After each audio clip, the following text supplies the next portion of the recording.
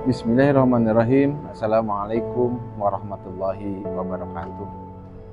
Apa kabarnya sahabat Malaka yang sama-sama mengharapkan keridhaan dari Allah?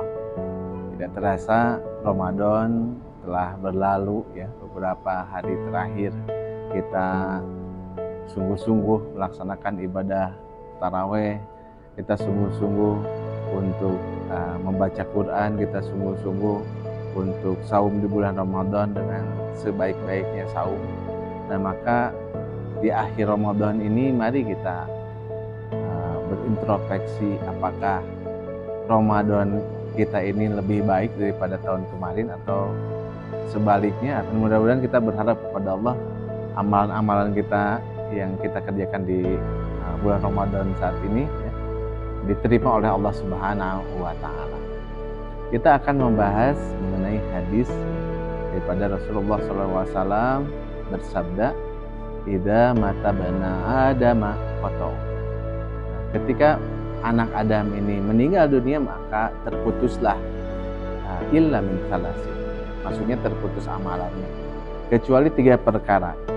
Sedekah jariyah yang pertama, sedekah jariyah itu adalah misalkan kita membangun masjid, membangun pesantren yang di dalamnya orang itu sholat, di dalamnya di pesantren itu orang menuntut ilmu agama, maka akan ngalir selama ada yang sholat ya di masjid tersebut yang kita bangun, maka ngalir pahalanya kepada kita. Kemudian sedekah jariyah itu bisa dikatakan membangun jembatan, fasilitas umum, selama orang itu lalu lalang untuk keperluannya, maka kita akan mendapatkan pahala dari itu. Dan satu lagi yang bisa dikatakan, yang kita bisa contohkan sedekah jariyah itu ketika kita mewakafkan Quran ya. Ketika Quran itu kita berikan ke pesantren, ke masjid, ke anak-anak yang sedang menghafal Quran, maka selama dia baca lewat Quran itu, maka mengalirlah pahala. Maka berbahagialah orang-orang yang senantiasa sedekah jariyah, sedekah yang akan terus mengalir pahalanya hingga yaumil qiyamah. Yang kedua adalah ilmu yang bermanfaat.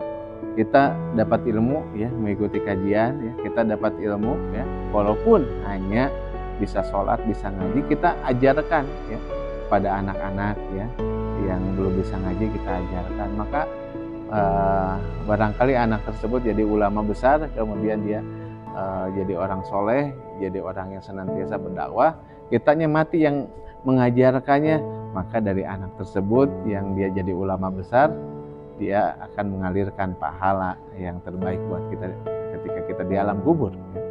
Atau kita posisinya nggak punya ilmu dan nggak ada kesempatan untuk mengajarkan siapapun, ajarkan anak kita, ya.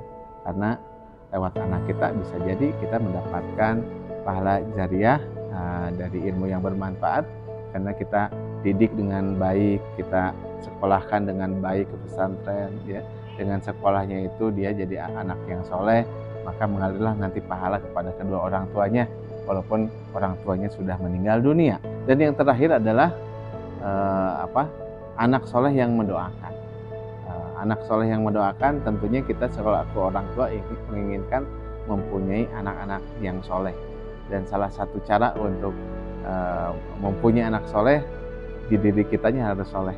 Kita niat jadi soleh itu salah satunya supaya anak kita melihat kita jadi teladan, apa yang kita katakan ini sesuai dengan apa yang kita lakukan, jadi anak itu mau mengikuti apa yang orang tuanya sampaikan, sehingga dia akan senantiasa mendoakan kedua orang tuanya, karena orang tuanya benar-benar telah memberikan jasa yang besar buat anaknya tersebut. Maka ketika anaknya itu memohonkan ampunan kepada orang tuanya yang sudah meninggal, maka dia akan diampuni oleh Allah Subhanahu wa Ta'ala. Begitulah hadis tentang pentingnya menjaga 3 hal ya untuk kita mendapatkan kebahagiaan di hari setelah kematian. Mudah-mudahan ada manfaatnya. Assalamualaikum warahmatullahi wabarakatuh.